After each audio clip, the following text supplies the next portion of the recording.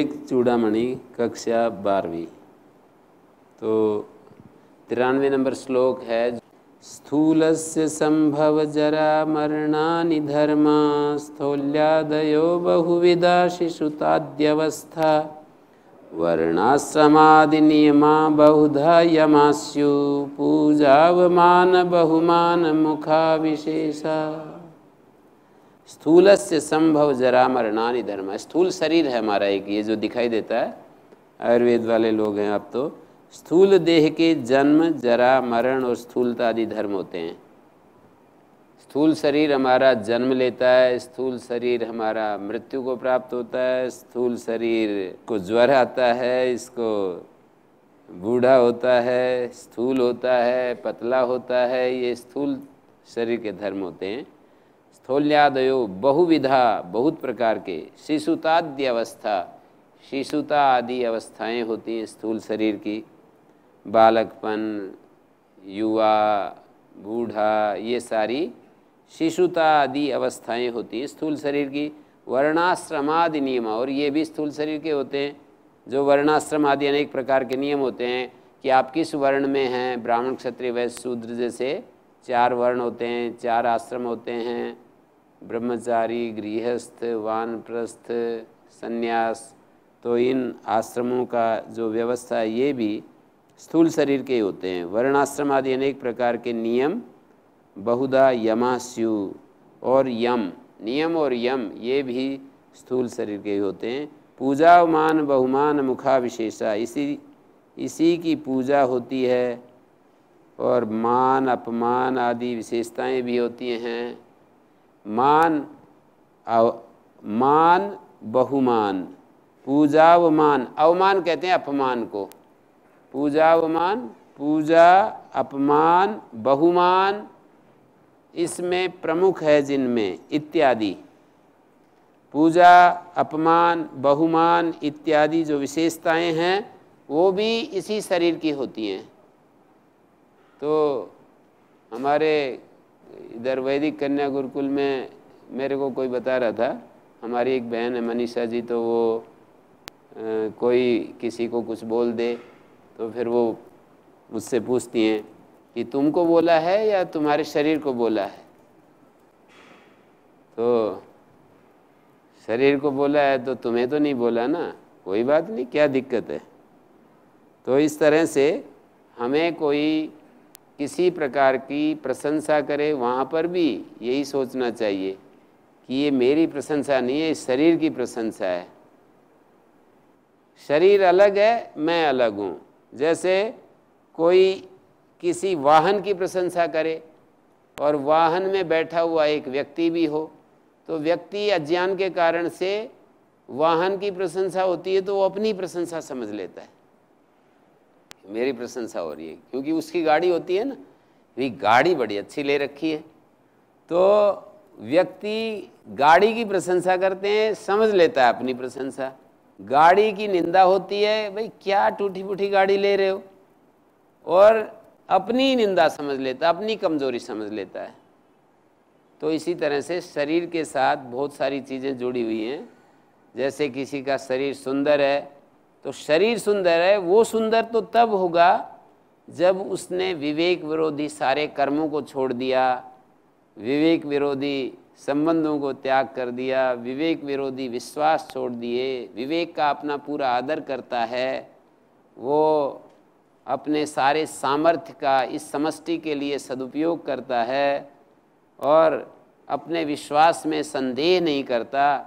सुने हुए में जो भगवान के बारे में जो सुनते हैं हम शास्त्रकारों से, वेदवाणी से, तो उस सुने हुए में जो संशय नहीं करता, और विवेक विरोधी संबंध नहीं रखता। विवेक विरोधी कर्म क्या होते हैं? संसार के सभी लोगों से हमने जा करके पूछा, अच्छा ये बतलाओ, हमने पूछा कि ये बतलाओ, क्या आप जानते हैं कि दूसरे लोग आपके साथ कैसा बर्ताव करें? तो एक व्यक्ति भी नहीं मिला जो ये कहे कि मैं तो नहीं जानता जी। आप जितने यहाँ पर मेरी बात सुन रहे हैं, आपसे मैं पूछूं कि आप लोगों में से कोई भी व्यक्ति इस बात से परिचित है या अपरिचित, जानता है या नहीं जानता कि दूसरे व्यक्तियों को आपके साथ कैसा बर्ताव करना चाहिए।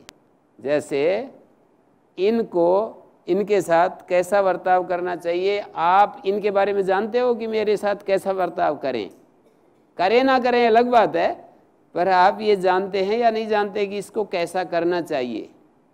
हर व्यक्ति ये जानता है कि दूसरे को मेरे साथ कैसा बर्ताव करना चाहिए। तो ये विवेक बन गया हमारे लिए, ये विवेक का आधार तैयार हो गया। अब दूसरा तो हमारे साथ करे या ना करे ये तो वो व्यक्ति जाने, लेकिन हम तो वैसा ही बर्ताव दूसरे के साथ कर सकते हैं ना। एक आधार तैयार हो गया, मैं जानता हूँ कि दूसरा मेरे साथ कैसा व्यवहार करे। हम जानते हैं कि दूसरा मेरे को गाली ना दे, दूसरा मेरे को आक्षेप ना लगाए, ऊंची आवाज़ में ना बोले, मेरी निंदा ना करे, मेरी चुगली ना करे, मेरे को बुरा ना समझे, मेरे बारे में बुरा ना सोचे, मेरा बुरा ना करे। ये सारी बातें हम जानते हैं कि दूसरे लोग हमारे लिए ना करें। तो बस यही चीज़ें दूसरों के लिए शिफ्ट कर दो, विवेक युक्त आपके कर्म हो जाएंगे, विवेक से युक्त आपके कर्म हो गए समझो। और यदि आप इसको नहीं कर रहे हैं तो एक प्रकार से आप विवेक विरोधी कर्म कर रहे हैं। ऐसा यदि नहीं करते तो आप विवेक विरोधी कर्म कर रहे हैं। तो विवेक विरोधी कर्म नहीं करना है, विवेक विरोधी संबंध नहीं रखने हैं। विवेक विरोधी संबंध ये होते हैं कि जितनी वस्तुएं हैं, व्यक्तियां हैं, वो होते तो हैं सेवा के लिए, उनकी सेवा करें और उनसे इच्छाएं करने लगते हैं, अपेक्षाएं करने लगते हैं कि ये मेरे लिए ऐसा करे, मानी मेरे को ये वस्तु दे दे, वो वस्तु दे दे। मानी दूसरों से सुख लेने के लिए जो हम इच्छाएं करते हैं वो हमने ठीक संबंध नहीं बनाया। सुख देने के लिए यदि व्यक्तियों को अपने सामने करें, सामने रखें, तो ये विवेक विरोधी संबंध नहीं होगा, विवेक अविरोधी संबंध होगा, विवेक अनुकूल संबंध होगा। तो विवेक विरोधी संबंध, विवेक विरोधी कर्म, विवेक विरोधी विश्वास, विवेक से विरोधी कर्म छोड़ देंगे तो क्या होगा, हम सुंदर होंगे। विवेक विरोधी संबंध छोड़ देंगे, हम सुंदर होंगे। विवेक विरोधी विश्वास छोड़ देंगे, हम सुंदर होंगे। हमारा सारा सामर्थ्य संसार के लिए हो, हमारा सारा ज्ञान अपने को निर्दोष बनाने के लिए हो और गुणों के अभिमान को मिटाने के लिए हो। जैसे हमारे पास जो समझ होती है ना, वो समझ इस बात में लग जाए कि मुझे अपने जीवन को सदोष नहीं रखना, दोषों से युक्त मैं अपने जीवन को नहीं देखना चाहता, दोष नहीं देखना चाहता अपने जीवन में, मैं निर्दोष होकर के जीना चाहता हूँ और मेरा जीवन कोई यदि अच्छी बात है तो उसका अभिमान भी नहीं करना चाहता हूँ। ये दो बात यदि आपने कर ली कि अपने जीवन को मैं निर्दोष देखना चाहता हूँ और दूसरी बात कोई यदि अच्छी बात है तो उसका अभिमान भी नहीं करना चाहता, तो आप सुंदर बन जाएंगे। आपका शरीर सुंदर है या सुंदर इसकी परवाह मत करो, आप सुंदर बन जाएंगे। तो ऐसे देखना होता है सत्य को कि हमारा शरीर अलग है, हम अलग हैं, मकान अलग है, हम अलग हैं, गाड़ी अलग है, गाड़ी वाला अलग है, गाड़ी का मालिक अलग है। और यहाँ गाड़ी और गाड़ी मालिक एक मान लेते हैं, फिर गाड़ी की निंदा होती है वो हमारी निंदा होने लगती है, गाड़ी की प्रशंसा होती है तो ये तो गाड़ी की बात है। फिर चेतन व्यक्ति के साथ भी जोड़ दो, किसी पिता के पुत्र पुत्री को कोई प्रशंसा करे तो पिता अपनी ही प्रशंसा समझने लगता है और उसकी निंदा कर दे तो पिता अपनी ही निंदा समझने लगता है। ये भी एक अविवेक की दूसरी स्थिति आ जाती है। माने पिता अलग है, पिता से पुत्र पैदा होता है, पिता से पुत्री पैदा होती है, ठीक है, पर पिता का अस्तित्व अलग है, पुत्र पुत्री का अलग है। पुत्र पुत्री की प्रशंसा से पिता की यदि प्रशंसा होती है तो पिता को अच्छा लगता है। होना क्या चाहिए? यदि पुत्र पुत्र की प्रशंसा होती है तो उसको समझना चाहिए कि ये तो भगवान की महिमा है। वैसे कहने के लिए तो कह देते हैं, अगर ये कोई अच्छी बात कहता है तो कहते हैं कि ये तो सब भगवान की महिमा है, उसकी कृपा है। अंदर से तो यही मानते रहते हैं कि हाँ ये मेरी प्रशंसा हो रही है, अपनी ही प्रशंसा स्वीकार करते हैं, लेकिन बोलने में ऐसे बोलते रहते हैं ये तो सब भगवान की महिमा है, भगवान की दाता की देन है, ऐसे ऐसे बोलते हैं। तो हमें रियल में हमको ऐसा महसूस करना चाहिए, जो हम बोलते हैं उसको अपने भीतर फील करना चाहिए, महसूस करना चाहिए कि ये तो दाता की देन है। और यदि वास्तव में किसी की गलती हो तो फिर ये महसूस करना चाहिए कि ये इस बालक बालिकाओं की जो है ना भूल है, प्रमाद है इनका। जैसे अपने को हीन भावना में नहीं आना चाहिए, ऐसे बोलना चाहिए कि इनका प्रमाद है, इनको समझाना पड़ेगा, समझाएंगे, कोशिश करेंगे कि ये प्रमाद ना करें, भूल ना करें। और अच्छी बात है तो उसमें अहम भावना नहीं आनी चाहिए। एक हीन भावना होती है, एक अहम भावना होती है।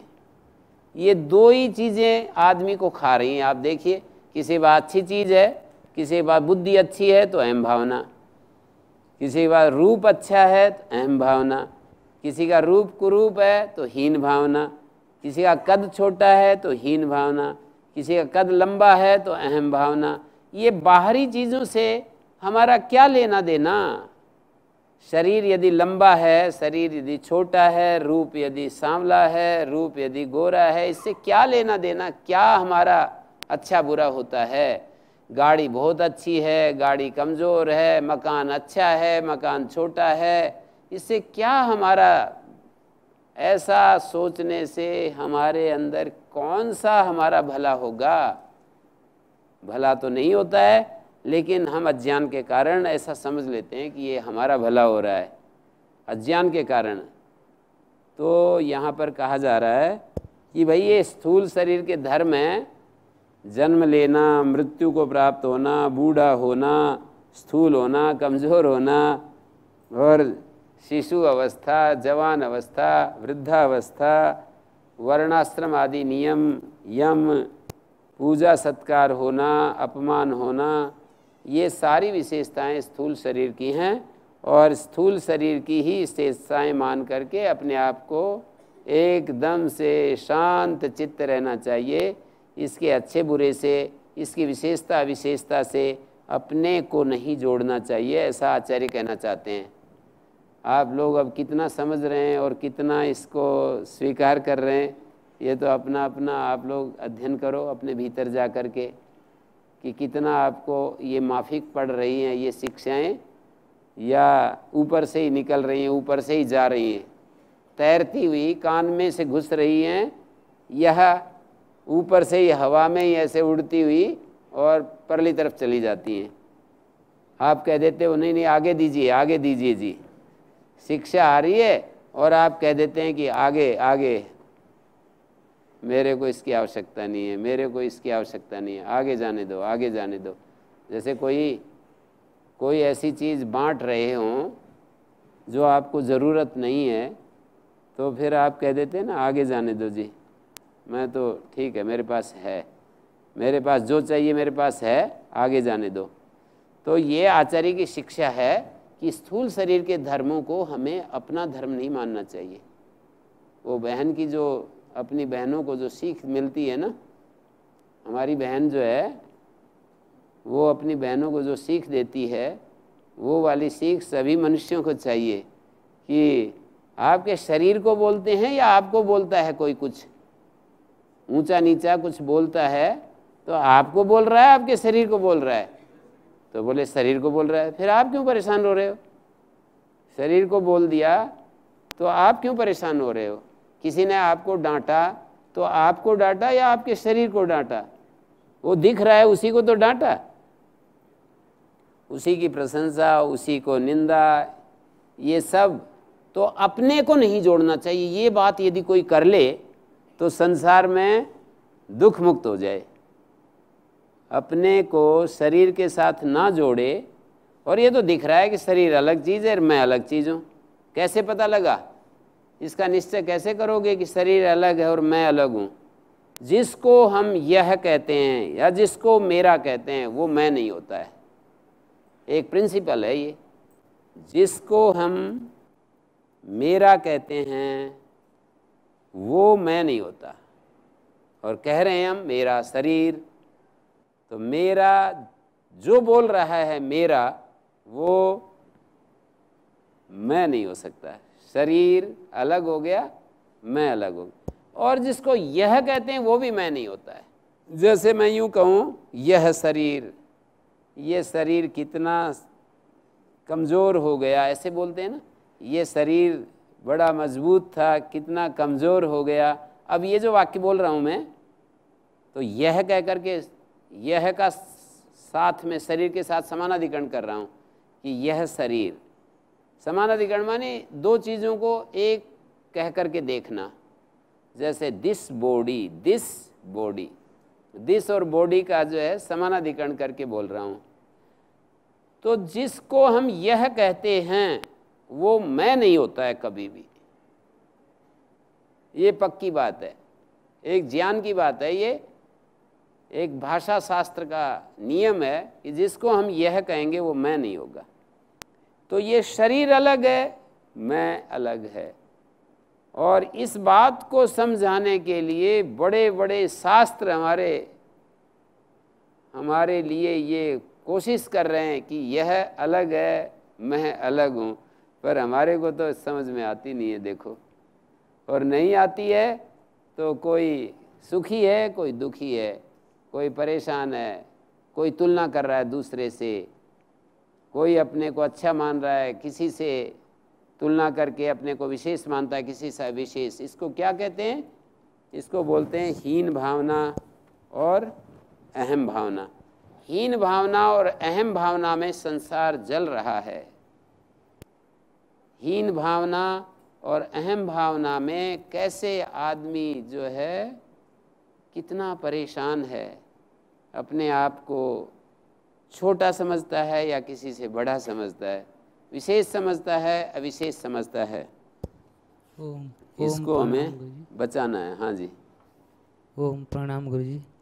गुरु जी, स्वामी दयानंद जी कहते हैं कि यथा योग्य व्यवहार करना चाहिए, और अभी आप कह रहे हैं कि अपने जैसे दूसरों के साथ व्यवहार करना चाहिए। ये दोनों वाक्य एक ही वाक्य हैं या फिर अलग अलग हैं? कैसे समझें? यथा योगी तो है ये कि जैसे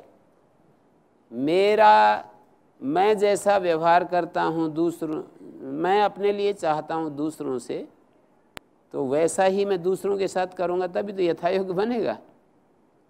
एक ही बात है, ये विरोधी नहीं है।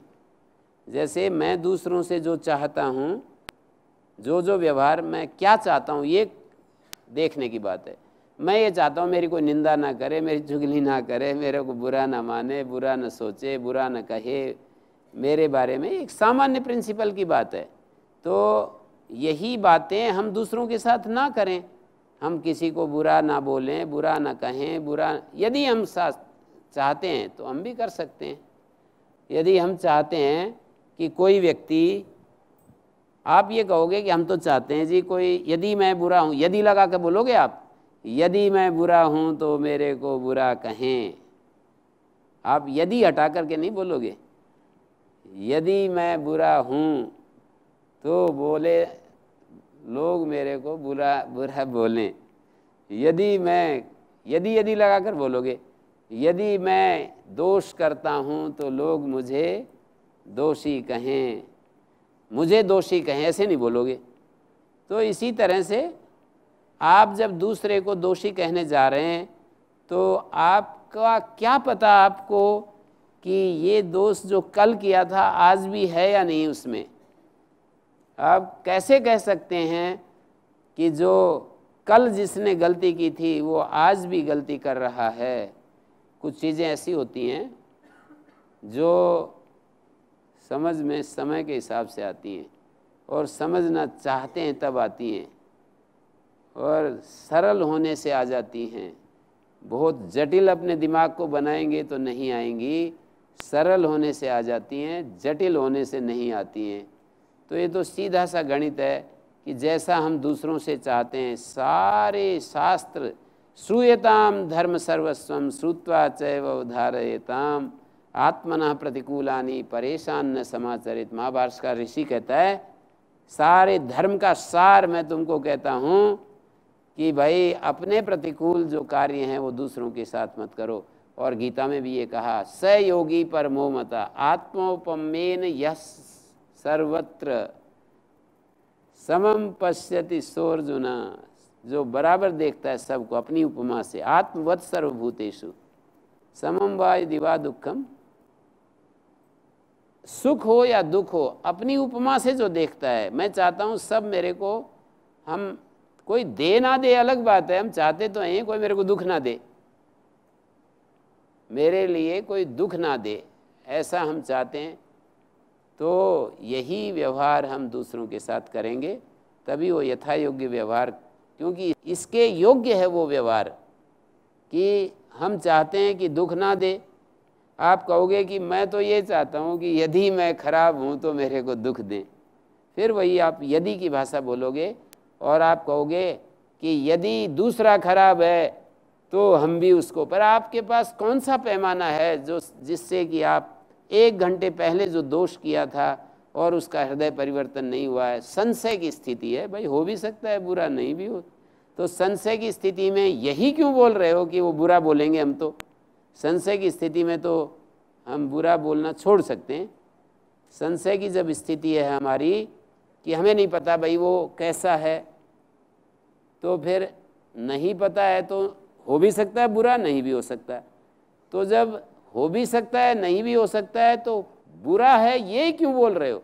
अब पता नहीं बुरा भी हो सकता है नहीं भी हो सकता है। और बुरा बोलने से हमारा मन में बुरा विचार आता है, बुरा बोलने से हमारा मन खराब होता है और इस तरह से हमारी स्थिति डामाडोल होती है।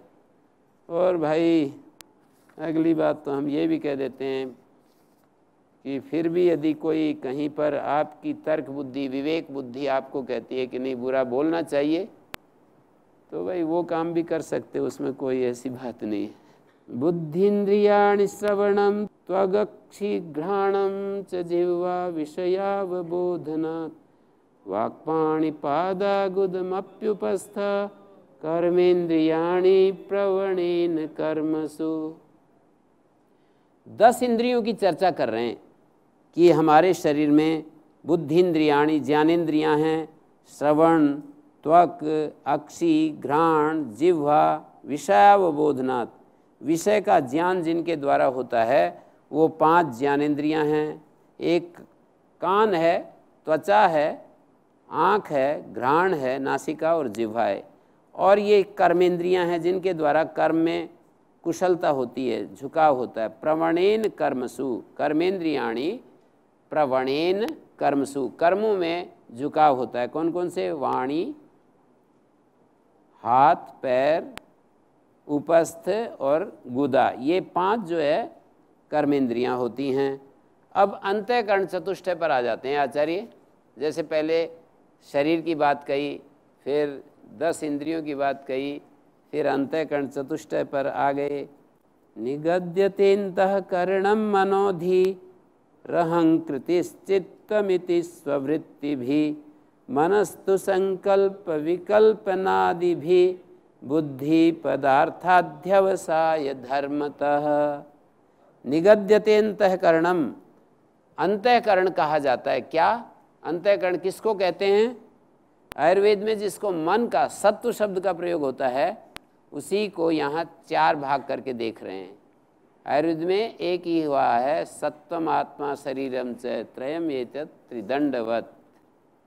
3 जो है त्रिदंड की तरह होते हैं, सत्व, मन, सत्व, आत्मा और शरीर। आयुर्वेद कहता है कि भाई आत्मा तो निरोग है, उसमें तो रोग है नहीं, मन में और शरीर में रोग हैं, उसकी हमें चिकित्सा करनी है। मन के रोग काम, क्रोध, लोभ, मोह, ईर्ष्या, द्वेष इत्यादि होते हैं। शरीर के अनेक अनेक प्रकार के रोग हम जानते ही हैं। कहीं सिर में दर्द हो रहा है, कहीं कमर में दर्द हो रहा है, कहीं आँखों में जलन हो रही है, कहीं कुछ हो रहा है। ये शरीर के 80 प्रकार के वातज रोग हैं, 40 प्रकार के पित्तज हैं, 20 प्रकार के कफज हैं, ऐसे अनेक अनेक रोग हैं। तो शरीर के रोग एक प्रकार एक साइड में, मन के रोग दूसरी साइड में। प्रसाम्यति औषधि पूर्वम दैव युक्ति व्यपाश्रयी। ये जो शारीर रोग हैं वो दैव व्यपाश्रय, युक्ति व्यपाश्रय और दैव व्यपाश्रय, युक्ति व्यपाश्रय जो औषध हैं उनके द्वारा शांत हो जाते हैं। पर मानस रोग तो कैसे शांत होते हैं? ज्ञान विज्ञान धृति स्मृति समाधि भी। ज्ञान विज्ञान धृति स्मृति समाधि के द्वारा मानस रोग शांत होते हैं। कोई मानस अपने मनोरोगों को ठीक करना चाहता है तो उसको ज़्यादा से ज़्यादा ज्ञान विज्ञान और धैर्य शक्ति, स्मृति शक्ति, समाधि, मन की एकाग्रता, इस सब में रहना पड़ेगा। तो ये कह रहे हैं अंतःकरणम निगद्यते। क्या अंतःकरण कहा जाता है? तो बोल रहे हैं एक तो मन, एक धी मानी बुद्धि, अहंकृति मानी अहंकार, चित्तम स्ववृत्ति भी, अपनी वृत्ति के द्वारा, अपने ही व्यापार के द्वारा इनको जाना जाता है। अपनी वृत्तियों के द्वारा, जैसे अहंकृति, अहंकार की वृत्ति क्या होती है? अहम करना, मैं भाव, मैं और मेरा, ये अहंकार की वृत्ति है। मनन करना, संकल्प करना, ये मन की वृत्ति है। और जैसे कि निश्चय करना, ये धी की वृत्ति है। संकल्प विकल्प विचार जो उत्पन्न होते हैं मन में होते हैं। और चित्त जिसमें हमारा अहंकृति तो मैं भाव, मेरा भाव, चित्त अर्थात जिसमें पुराना कोई संस्कार रहता है तो उसको चित्त कहते हैं। तो इस तरह से इष्ट वस्तु पर गहराई से चिंतन करना चित्त। मनस्तु संकल्प विकल्प नादि भी बुद्धि पदार्थाध्यवसाय धर्मता अत्राभिमानात् अहमित्यहंकृति स्वार्थानुसंधान गुणेन चित्तम। अपनी वृत्तियों को दिखाया है यहाँ पर कि मन की क्या वृत्ति है? संकल्प विकल्प करना, मेरे को ये चाहिए, दूसरा आएगा नहीं, मुझे नहीं चाहिए। प्रातःकाल उठते समय मेरे को, सायंकाल से संकल्प करता है मुझे प्रातःकाल जल्दी उठना है। सुबह उठते ही विकल्प आता है, जो सायंकाल नहीं संकल्प किया था, उठते ही विकल्प आता है, नहीं थोड़ी देर में उठूँगा, ये विकल्प आ गया। सायंकाल संकल्प किया था तो सुबह विकल्प आ गया, नहीं थोड़ी देर में उठूँगा, क्योंकि कल बहुत ज़्यादा मेहनत कर ली थी और बहुत सारा परिश्रम हो गया था, तो इस समय मेरे को थोड़ा सोना चाहिए, नहीं तो फिर दिन में नींद आएगी। और ये जो है अभी तो ज़रूरी है थोड़ा सोना। तो ऐसे करके विकल्प आ गया। तो एक बार संकल्प विकल्प, कभी कभी संकल्प अशुभ आ जाता है। संकल्प माने पहली बार जो हमारे मन में विचार आता है वो संकल्प, और उसके विरोध में जो आता है वो विकल्प। तो पहली बार यदि अच्छा आया संकल्प, यदि अच्छा है तो विकल्प उसका रोकने वाली, उसके विरोध में जो चीज़ आती है उसको विकल्प कहते हैं। और यदि संकल्प गड़बड़ आ गया, संकल्प का मतलब हमारे मन में कोई बुरी इच्छा पैदा होगी, तो विकल्प आया, नहीं नहीं ये मेरे लिए नहीं है, मैं ऋषि पुत्र हूँ, मैं ऋषि पुत्री हूँ, मैं भारत का गौरव हूँ, मेरे जैसे के लिए ये सब नहीं। तो ये विकल्प आ गया। कोई छोटी बात आई तो विकल्प के रूप में बड़ी बात आ गई, बड़ी बात आई तो विकल्प के रूप में छोटी बात आ जाती है कभी कभी। जैसे कोई रास्ते में जा रहे हैं, किसी का कुछ पड़ा हुआ है, मूल्यवान कोई उपहार पड़ा हुआ है, कोई एक सोने की चीज़ कुछ भी, तो एक बार संकल्प आया कि इसको उठा लूँ भाई, किसी का पैसे पड़े हुए हैं, ये सोने की कोई वस्तु पड़ी हुई है, वो विकल्प आएगा, नहीं नहीं ये जिसका है उसको मिलना चाहिए, नहीं तो जो है ये बेचारा परेशान होगा, तो उसको फिर ऐसे उसको देना चाहता है दूसरे को। तो ऐसे चलता रहता है। हाँ जी। ओम प्रणाम गुरुजी। यहाँ जो 5 ज्ञान इंद्रियाँ और 5 कर्म इंद्रियाँ बताई गई है, जी ये जो हमारे स्थूल है उसके पीछे वाले इंद्रियों को बता रही है क्या? जी जी, जी हमारी शक्ति रूप में जो इंद्रियां हैं ना, जी गोलक के पीछे जो शक्ति रूप में इंद्रियां हैं जी उसको बता रहे हैं। जी निगद्यतेन्तःकरणं मनोधि, ये जो मनस्तु संकल्प विकल्प नादि भी, मन का कैसा, अपनी वृत्ति अपना व्यापार मन का क्या है, तो बता रहे हैं संकल्प विकल्प जो करना ये मन का व्यापार है। बुद्धि का क्या व्यापार है, पदार्थ अध्यवसाय धर्मता, पदार्थ का निश्चय रूप करना जो धर्म है उससे उसका अनुमान होता है। पदार्थ का निश्चय करने के कारण बुद्धि कहलाती है। ये है बुद्धि का जो है ना, 2 काम होते हैं, विषय निश्चय या आत्मनिश्चय। यह है, ये भी बुद्धि निश्चय करती है। मैं हूँ, ये भी वृत्ति के रूप में जो ज्ञान उत्पन्न होता है वो बुद्धि के अंदर ही होता है। यह है, ये बुद्धि का ज्ञान। मैं हूँ, ये भी बुद्धि में ज्ञान उत्पन्न होता है। यह बाहर वस्तु के लिए हम यह है बोलते हैं, अपने भीतर जाकर मैं हूँ ऐसा जो बोलते हैं, तो यह है विषय निश्चय। मैं हूँ आत्मनिश्चय, अपना निश्चय। तो ये जो है बुद्धि का पदार्थ निश्चय करना, अध्यवसाय कहते हैं निश्चय। अध्यवसाय धर्म से, अध्यवसाय पदार्थ के अध्यवसाय धर्म से बुद्धि का पता चलता है। हाँ जी। ओम गुरुजी, मन को इंद्रियों में भी लेते हैं और मन को यहाँ पे अंतःकरण चतुष्ट में भी ले रहे हैं। अंतःकरण चतुष्टय में जो मन होता है वो एक इंद्रिय है। अंतःकरण चतुष्टय में मन एक इंद्रिय। और योग दर्शन आपको सूत्र याद हो तो मैं बोलता हूँ, प्रकाश क्रिया स्थितिशीलम भूतेन्द्रियात्मकम भोगपवर्गार्थम दृश्यम। वहाँ पर दृश्य का स्वरूप बताते हुए कहते हैं प्रकाश क्रिया और स्थिति स्वभाव वाला होता है दृश्य। भूत और इंद्रियात्मक होता है दृश्य। भूत होते हैं 10, इंद्रिय होती हैं 13। अब कान खोल करके सुनो। भूत होते हैं 10 और इंद्रिय होती हैं 13। भूत इंद्रियात्मकम भोग अपवर्गार्थम, भोग और अपवर्ग इनका प्रयोजन है, मानी भोग दिलाते हैं। ये दृश्य हमको भोग दिलाता है, दृश्य हमको अपवर्ग भी दिलाता है। बुद्धि के अंदर अज्ञान होता है तो भोग दिलाएगा, और बुद्धि के अंदर जब ज्ञान आ जाता है तो अपवर्ग दिला देता है। बुद्धि के अंदर दोनों चीज़ें आती हैं, ज्ञान और अज्ञान। जब अज्ञान आता है तो ये चीज़ मेरे को मिल जाए कितनी अच्छी है, और मैं कैसा सुंदर हूँ, मैं तो कितना कुरूप हूँ, ये सब भोग शुरू हो गया। अपने आप को दृश्य के साथ एक करके देखना या अपने से बाहर दृश्य को अपने लिए समझना, भोग शुरू हो जाता है कि ये चीज़ मेरे को मिले, ये चीज़ मेरी है, ये सब भोग शुरू हो जाता है। तो अपने लिए या दृश्य के साथ तादात्म्य में हम उसी को अपना स्वरूप समझते हैं। तो ये भोग की प्रणाली है, ये भोग की प्रणाली है। और दूसरी तरफ कहें तो अपवर्ग, मैं शरीर नहीं हूँ, मैं शुद्ध चेतन आत्मा हूँ, ये अपवर्ग हो गया।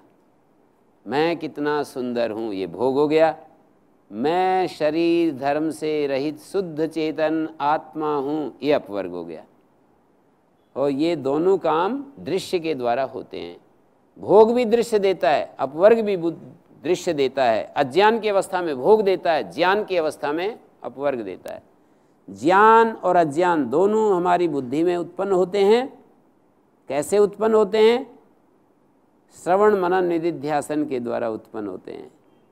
श्रवण करते हैं, मनन करते हैं, निधिध्यासन करते हैं, शास्त्र सुनते हैं और गुरुवाणी सुनते हैं, अपना विवेक प्रयोग करते हैं, श्रवण मनन निधिध्यासन करते हैं। इससे हमारे भीतर ज्ञान के प्रतिबंधक हट जाते हैं, तो बस ज्ञान प्रकाशित हो जाता है। ज्ञान के 3 प्रतिबंधक होते हैं, इसमें आएगा तो वहीं बता देंगे। अहम भावना, अभावना, संभावना, विपरीत भावना, ये 3 ज्ञान के प्रतिबंधक होते हैं। आत्म साक्षात्कार के 3 प्रतिबंधक होते हैं। एक तो प्रमाण विषयक संशय, एक प्रमेय विषयक संशय, और एक विपरीत भावना भी होती रहती है। अत्र अभिमानाद अहमिति अहंकृति, इस अत्राभिमानात अहमिति अहंकृति, अहम अहम ऐसी जो अहंकृति है इस शरीर में, जो ऐसा अभिमान करने से अहंकार, और स्वार्थानुसंधान गुणेन चित्तम, अपने स्वार्थानुसंधान, अपना इष्ट चिंतन के कारण ये चित्त कहलाता है। अपना जो इष्ट चिंतन है उसके कारण से इसको ये कहते हैं, चित्त कहते हैं। स्वार्थ अपना प्रयोजन, अपना इष्ट, स्वार्थ माने अपना इष्ट, अनुसंधान करने से, चिंतन करने के कारण ये चित्त कहलाता है। स्वार्थानुसंधान माने किसी इष्ट विषय पर गहराई से चिंतन करना, ये चित्त का गुण है। और अहंकार क्या है? अत्राभिमानाद अहमिति अहंकृति, इस शरीर में मैंपने का अभिमान करने से अहंकृति अपना काम कर रही है। तो अत्राभिमानाद अहमिति अहंकृति, इस वृत्ति को अहंकार कहते हैं। जब हम अपने को किसी चैतन्य को इस शरीर के साथ अभिमान करके एक करके देखता है तो उसको ये कहते हैं, अहंकृति शब्द से कहते हैं। अहम अहम, मैं ऐसा अभिमान करने से अहंकार कहलाता है। प्राणापान व्यानो दाना समाना भवत्यसौ प्राण स्वयमेव वृत्ति भेदाद विकृति भेदात सुवर्ण सलिलादिवत। आर्य छंद है ये। प्राणापान व्यान उदान समान भवत्यसौ प्राणा, अपने विकारों के कारण ये प्राण ही 5 भेदों में बंट गया है। प्राण जो हमारी नासिका में से आता जाता है, शरीर के अलग अलग भागों में रहता है। जैसे कि नासिका से जाने वाला जो फेफड़े में पहुंचता है वो प्राण है, और यहाँ पर जो गले में रहता है, अन्न भोजन आदि को भीतर पहुँचाता है, उसको उदान कहते हैं। और जब जीव शरीर छोड़ कर के बाहर निकलता है तो भी उस उदान के द्वारा ही बाहर निकलता है। और सारे शरीर में रस, रक्त, सारे शरीर में जो रस को पहुँचाता है, भोजन का परिपाक होने के बाद उसको व्यान कहते हैं। और समान जो हमारे नाभि प्रदेश में रहता हुआ भोजन को पचाता है उसको समान कहते हैं। और अपान जो मलमूत्र आदि को बाहर निकालता है उसको अपान कहते हैं। ये 5 प्राण हो गए। स्वयमेव वृत्ति भेदात, स्वयं ही वृत्ति भेद से मानी अपने कार्य भेद से, विकृति भेदात सुवर्ण सलिलादिवत, अपने विकारों के कारण वृत्ति भेदात सुवर्ण और जल आदि के समान ये प्राण ही प्राण अपान व्यान आदि 5 नामों वाला हो जाता है। यहाँ पर 2 शब्द हैं, वृत्ति भेदात विकृति भेदात। तो वृत्ति भेद और विकृति भेद अपने विकारों के कारण, जैसे सुवर्ण सलिलादिवत, सुवर्ण और जल आदि के समान अपने विकृति भेद से अलग अलग जैसे हो जाता है। जल के भी अलग अलग भेद हो जाते हैं। हम देखते हैं कि जल कभी लहर बन जाती है, कभी फेन बन जाता है, बुदबुद बन जाता है। जल ही कभी बर्फ़ बन जाती है, कभी वाष्प बन जाती है, कभी वो बादल बन जाता है। तो जल जो है कई रूपों में बदल जाता है विकृति भेद से। और सुवर्ण भी विकृत भेद से कहीं कुंडल बन जाता है, कहीं वो सुवर्ण कंकण बन जाता है, कहीं हार बन जाता है, कहीं कुछ और आभूषण बन जाता है। ये सब होता है। तो विकृति भेदात सुवर्ण सलिलादिवत स्वयमेव वृत्ति भेदात प्राणः भवति।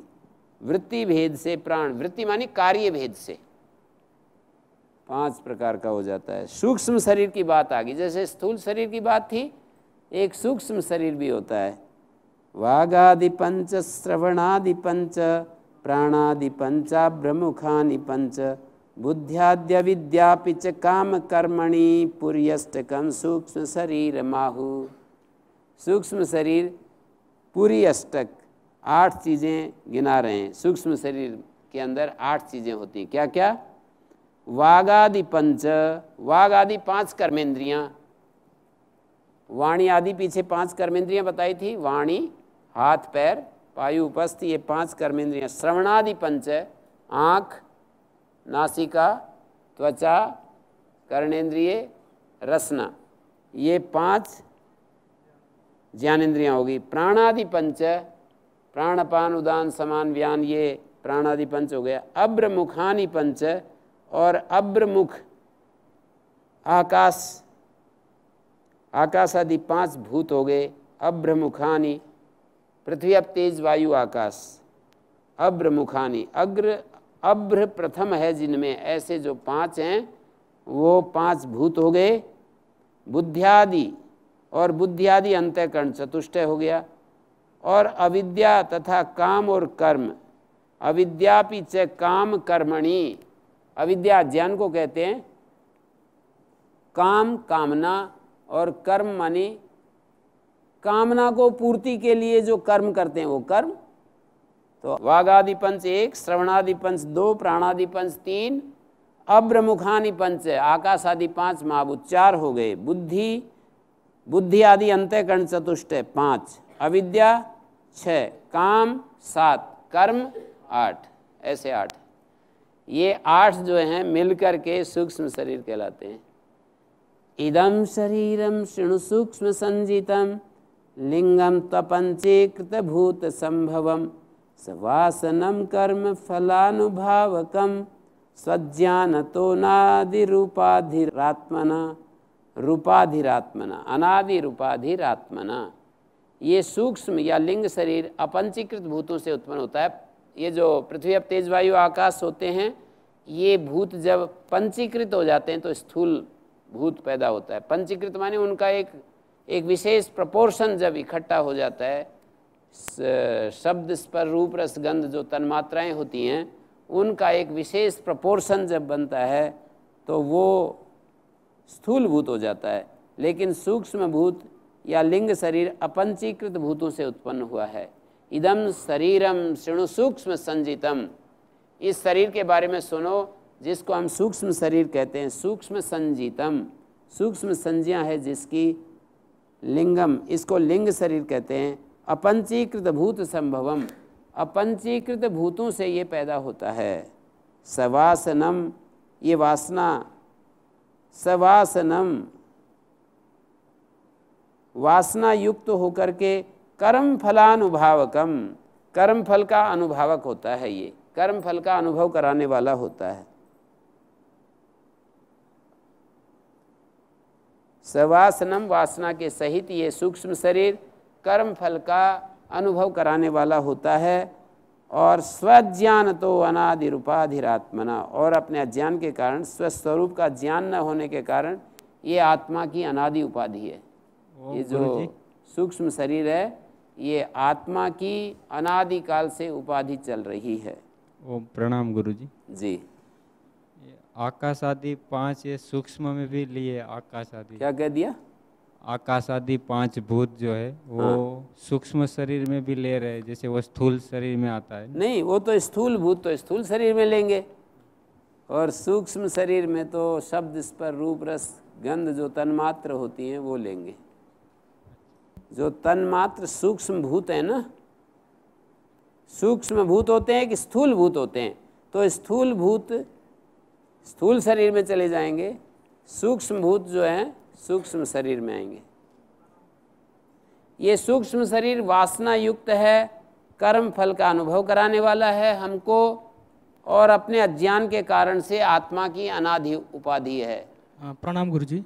हाँ जी। विकृत व्यवहार के लिए फिर गुरुजी सूक्ष्म शरीर कारणीभूत होता है या स्थूल शरीर? हमारे भीतर यदि आप पूछेंगे तो सूक्ष्म शरीर की अपेक्षा होगी कि कोई दूसरा, जैसे मेरे अंदर जो ये भाव आ रहा है कि कोई मेरे साथ दूसरा बुरा व्यवहार ना करे, तो ये सूक्ष्म शरीर ऐसा विचार कर रहा है, अंतःकरण मानी मन बुद्धि ऐसा विचार कर रहे हैं ना, कोई दूसरा हमारे साथ व्यवहार ना करे। दूसरा व्यवहार तो फिर अपने स्थूल शरीर के साथ ही करेगा, पर मैं जो विचार करता हूँ वो तो सूक्ष्म शरीर कर रहा है। ओम। हाँ जी, मैं ये पूछ रहा हूँ कि ये जो अहंकार है सृष्टि उत्पत्ति क्रम में जो सांख्य आदि दर्शनों में है, और ये जो अहंकार अभी आप बता रहे थे 2 श्लोक पहले, उस अहंकार में क्या अंतर है?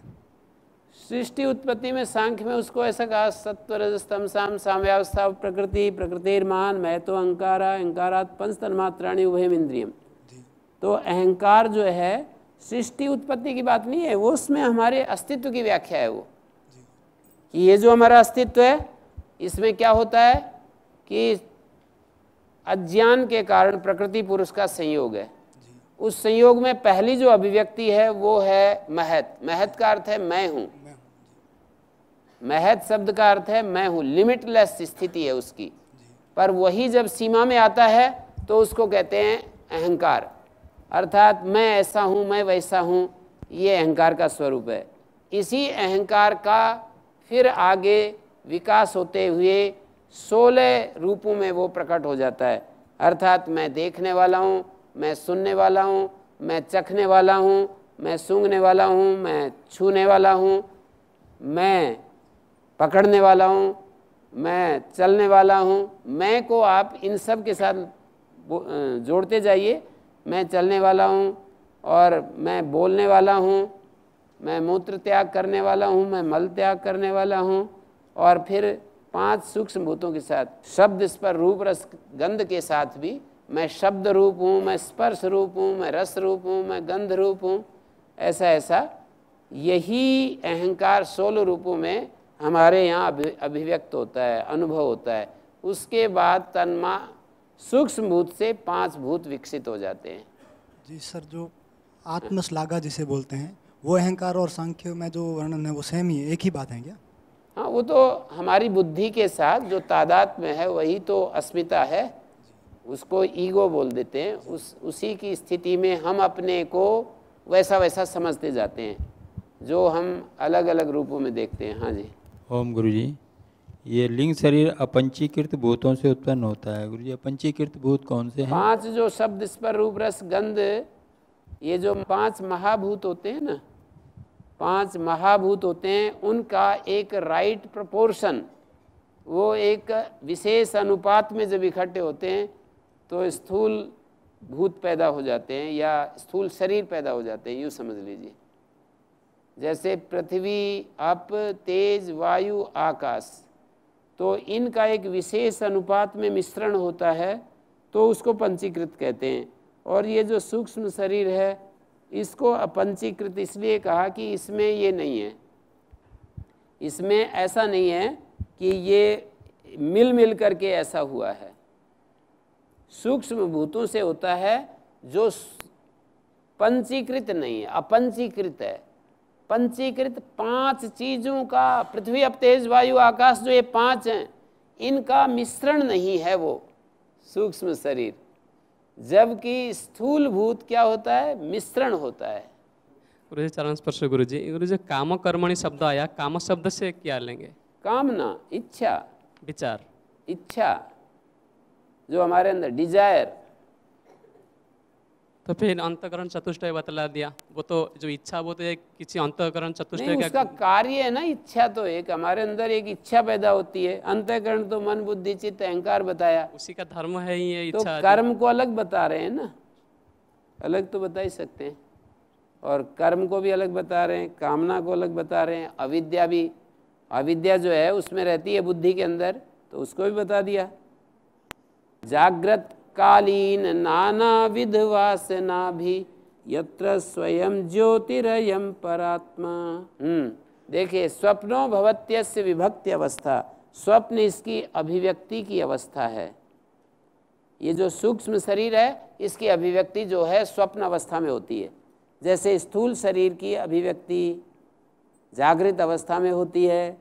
ये जो हमारा शरीर है ना, अभी हम लोग बैठे हुए हैं, ये जागृत अवस्था कहलाती है। स्थूल शरीर की अभिव्यक्ति जागृत अवस्था में होती है।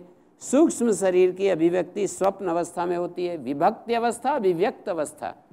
विभक्ति का अर्थ है अभिव्यक्ति, विभक्ति अवस्था स्वप्नो भवति अस्य, अस्य मानी इस लिंग शरीर की अभिव्यक्ति स्वप्न में होती है, जहाँ ये स्वयं ही बचा हुआ स्वमात्र शेषेण विभाति यत्र, यत्र मानी जहाँ स्वमात्र शेषेण विभाति, स्वयं ही बचा हुआ भासता है।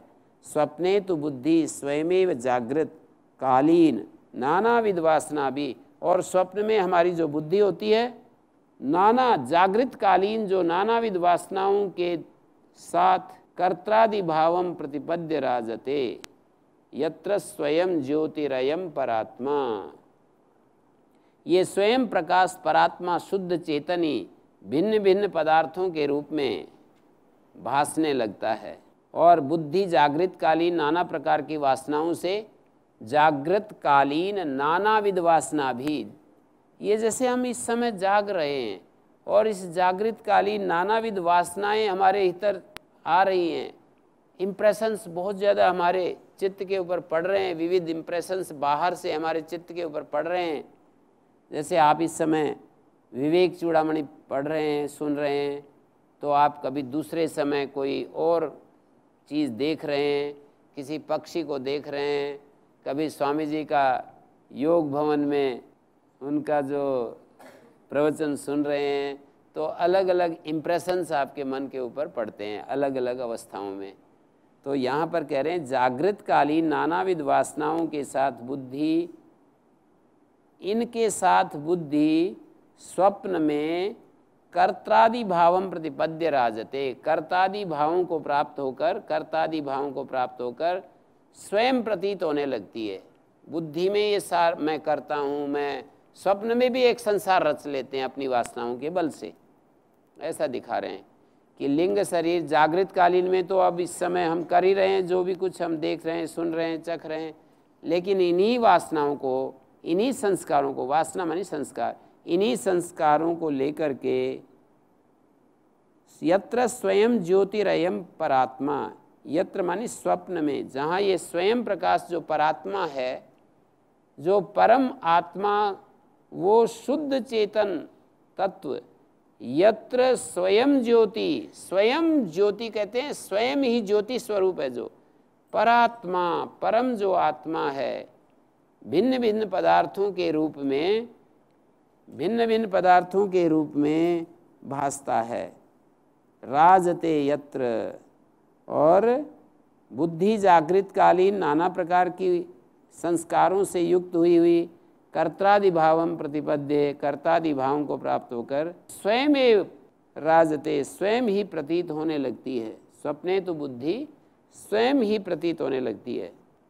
और आगे एक बात कही, धीमात्र कोपाधिरशेष साक्षी न लिप्यते तत्कृत कर्म लेशै, यस्मादसंगस्तत एव कर्मभिर् न लिप्यते किंचित उपाधिना कृतै।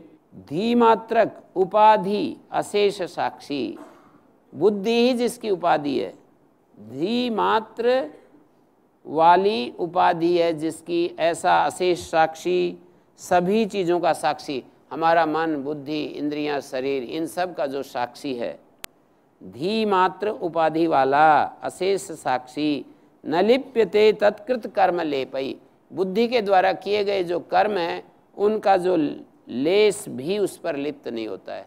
जैसे बुद्धि अच्छा बुरा काम करती है, अपने संस्कार के अनुसार बुद्धि दान देती है, तप करती है, यज्ञ करती है, कहीं पर दूसरे का शोषण करती है, चोरी करती है, बुद्धि में जो संस्कार होते हैं उसके अनुसार चोरी करती है और डाका डालती है।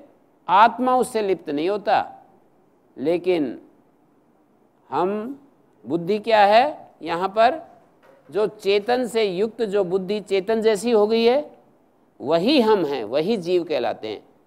हम जो हैं वो सुखी होते हैं, दुखी होते हैं, कष्ट में होते हैं, और इस तरह से हम अपने जीवन को चलाते रहते हैं। इस तरह से आत्मा तो अलिप्त रहता है। जब हम इस उपाधि को छोड़कर आत्मा विमुख होते हैं और अपने शुद्ध स्वरूप को पहचानते हैं तो हम दुख मुक्त हो जाते हैं, शांत हो जाते हैं और जीवन का जो लक्ष्य है वो प्राप्त हो जाता है। यस्माद असंगस ततैव कर्महिर न लिप्यते, क्योंकि वो असंग पुरुष है, आत्मा असंग पुरुष है, इसलिए कर्मों से लिप्त नहीं होता। किंचित उपाधि ना कृतई, उपाधि के द्वारा किए गए जो कर्म हैं उनसे वो लिप्त नहीं होता है। ओ